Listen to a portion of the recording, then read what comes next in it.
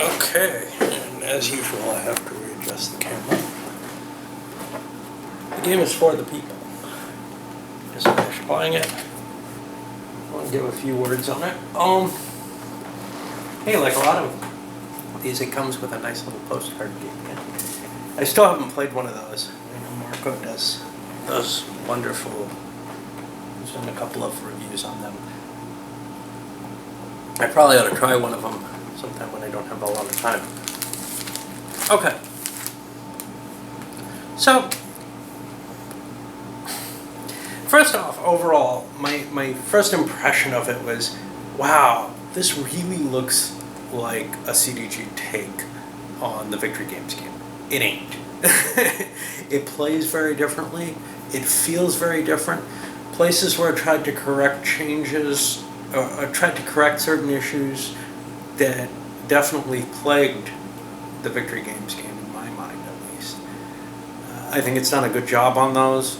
It seems to have its own issues. Like I was saying at the end of the last one, it feels very fluid in ways that, you know, actually the Civil War really is fluid once you break through. And that's one of the problems with the Victory Games game, is that it isn't. You're stuck in foot-dragging mode almost throughout the game. Yeah, you might have leaders who are a little better than you had before for the Union, but the action doesn't surge forward the way it does in this. Of course, neither do you get troops circling around one another. I don't know if that's my error there. Certainly Grant should not have gotten himself cut off there. And that's one of the things. I think it's very easy to make blunders in this game. Very drastic blunders of a scope that it's hard to make in other games. And I think, in general, the game's going to go, at least until you reach some level of expertise with it, to the person who makes the less damaging blunders. And that's kind of sad in some ways to me. I would prefer a game not be so harsh on a few little mistakes. So, some other things that I'm thinking about on it. The name, the actual choice of name for the people, I think is a little unfortunate because sadly, and I just want people to understand this if they haven't gotten it from somewhere else. With Mark Herman's name on it and with We the People, one thinks, it's a Civil War version of We the People. It ain't. It's a very, very different game. This is definitely a war game. We the People is in some sort of military-themed games, but not really a war game, at least in my view. You have a lot of hard choices in this game. That's something that, to me, afflicts all the CDGs. There's times when you're just looking and saying, I got no idea what to do, but there's other times where you got 3 or 4 things you want to do, and you just don't have the resources to do it. In some cases, and this actually is the same in the Victory Games game, which is not a CDG, but uses a pulsed movement that makes you make the same kind of choices. You've got guys out in a backwater who are never doing anything. And strategic movement helps fix that maybe if they're on a rail line. But if they're not on a rail line, they could just be sitting there forever. Never moving, never performing any action. I don't feel like that's entirely an accurate way to portray a war. And then again, also, terrain, difficult to deal with because of the point-to-point movement. I find point-to-point really hard to cope with terrain.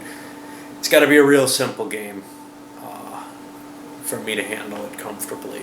I found the same kind of problems in Paths of Glory, where I can't tell whether I've got a line or not. Well, in this you don't have to worry about a line, but you do have to worry about, can he cut me off without risking himself unduly, and what does it all mean?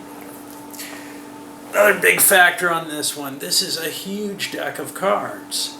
It won't last you the whole war, It'll have to be reshuffled, there's no question there. But there's a lot of randomness in here. You saw in this game, the Union blockade never got above 1 point. That's probably the most severe thing, because you can't control that. I mean, I had a couple of options where I could have upped it. It could have been 3 points by this point. But it's conceivable that all those cards could end up either sitting, I don't think the Confederates got any of them in this, either sitting towards the bottom of the deck or ending up in Confederate hands where the Union just gets no chance at pursuing that blockade structure. I like that better. I didn't like in the Victory Games game where not only does the blockade proceed just kind of as a fait accompli, but also you don't have any input into it. I like the fact that the Union has to spend resources to force that naval existence. I'm almost tempted to think that this should be a little bit more scripted. Not actually scripted, but maybe divided into some decks to make more of those cards come out a little bit more fixed. Maybe not absolutely, but this is a big deck to not have, any controls on. I think it's kind of cool that way. It definitely changes the nature of the game, and one thing that's clear, the Union does not need the blockade to win the game, as shown, and they don't really need to necessarily use the navies the way they do in the Victory Games version. What else do we have? How about components? These cards were a surprisingly pleasant set of cards. For whatever reason, they have a little bit of bend to them, a little bit of give, not a tremendous amount. They're still fairly sturdy, but they're shuffleable. I don't know, what the printing decisions are on any time, but counters, there seem to be a few counters, I mentioned this before, for the Union state capitals that imply something that the rules don't. That's disturbing. Lots and lots of control counters, you need them. Let's look at what else. How about the map? The map board. Works great until you clean it up.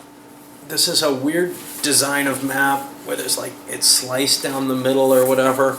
It prevents pooching. That's wonderful and everything. But when you try to clean it up and sweep the counters, they slide underneath. It's kind of weird that way. I don't know which way I think about it. I think overall the lack of pooching is probably a big plus. And, some people, of course, put plexiglass on top, but then it doesn't matter. But I like to pick up a map and pour it into the bag or whatever. But, like all GMT games, it comes with some baggies for you. I probably use different ones. This card I already talked about. It's lacking a few things. One of the biggest is it doesn't have information on what you use ops points for. And even in the rule book, when you hunt that information down, it's not very clearly expressed. You have to then go look up the relevant rules section, for example, to remove a leader, or to move leaders, to see how many ops points you need to do those actions.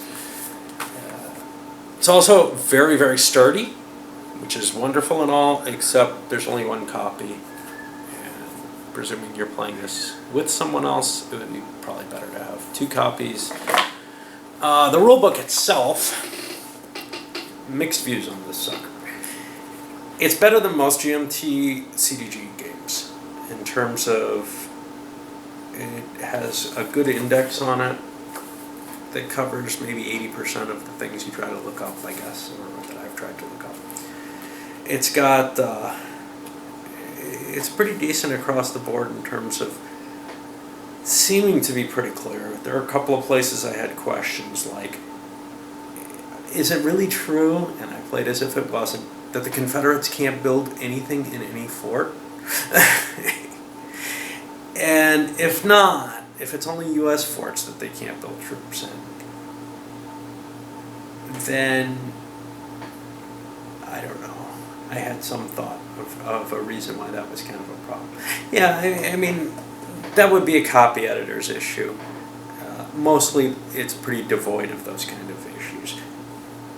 But given that there are places in the rules where the designer has pretty much said, hey, I know you guys are going to try to work your way around this, so anything that you could possibly think of that could cause these things, the answer is no.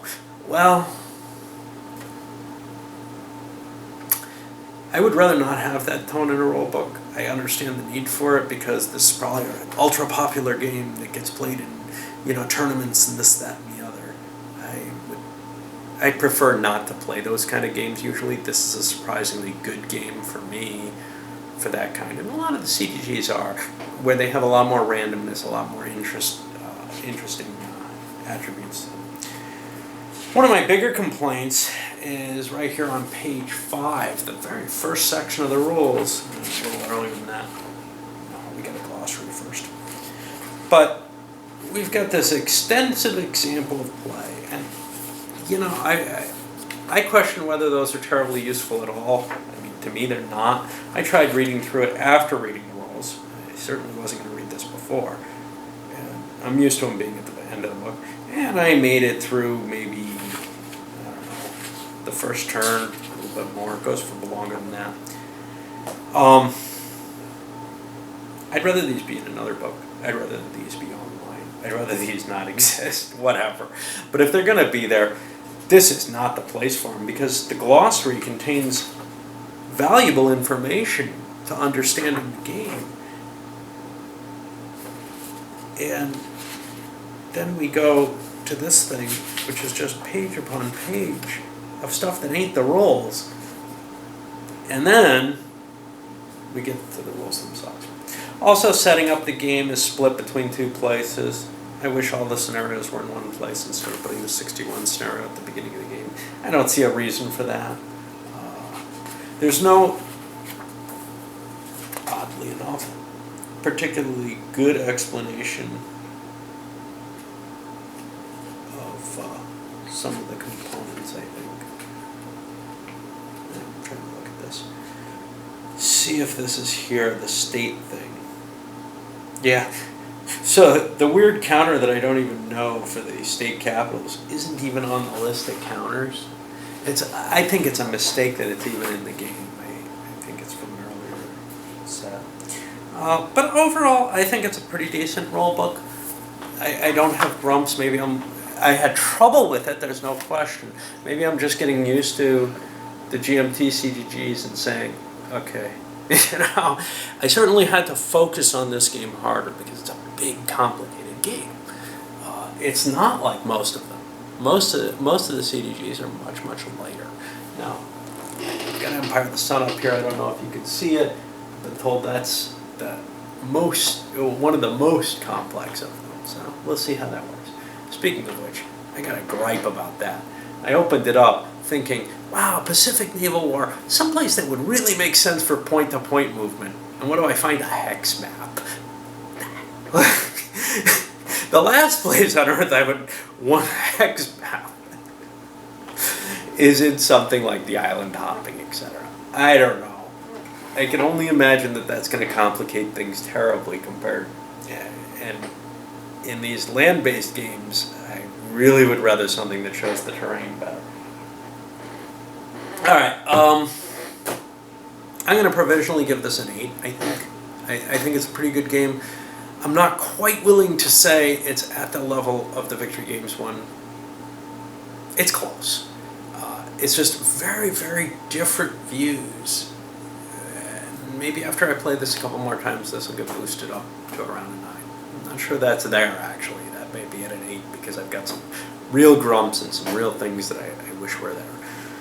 But yeah, this was enjoyable, and it was, great to be able to spend some of my vacation on a game instead of just being miserable.